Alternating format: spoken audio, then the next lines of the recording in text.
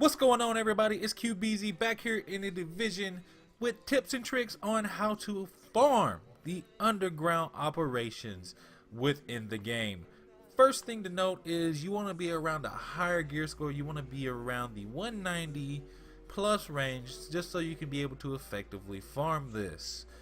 Part of the reason why I say that is because even though a lot of the activities in this game, they'll have their recommended gear score, if you try to run this activity, this is a 160 it's recommended that this is 112. If you try to run this right now, it's not going to go very well if you're like 112 gear score. Same for hard. If it's 160, and if you're around 160 gear score, you're not really going to be able to farm this.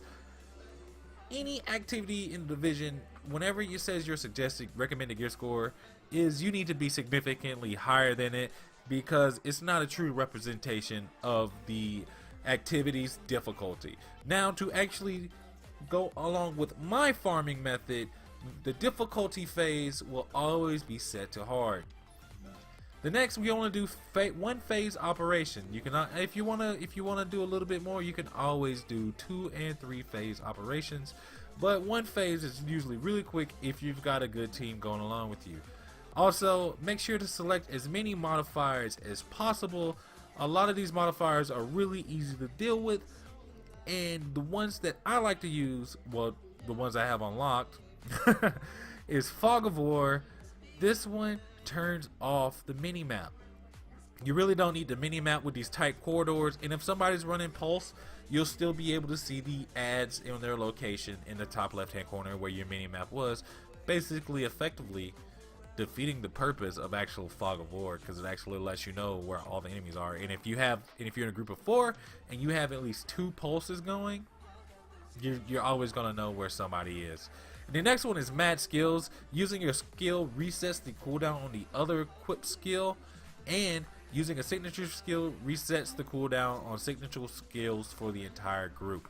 This one sounds more intimidating than it actually is.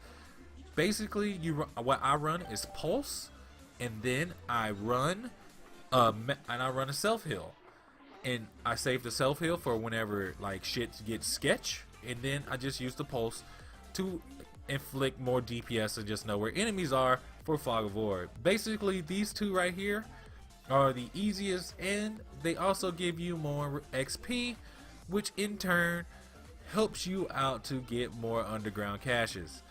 Now, one of the things I will mention that you want to make sure your team can coordinate, especially on Mad Skills, to let people know that, like, hey, if you run your ult Survival Link, other people should be running Survival Link too, because basically you'll want to try to revive.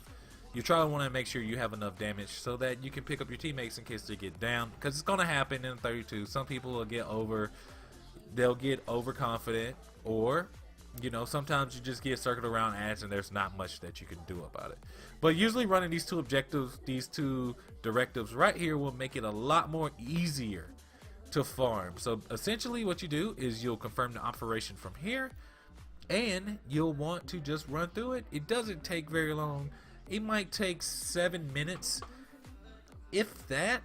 I was running it with a couple of other people, and the previous night before with a full 4 team, and we were farming it. We were knocking it out super quick, getting so much gear.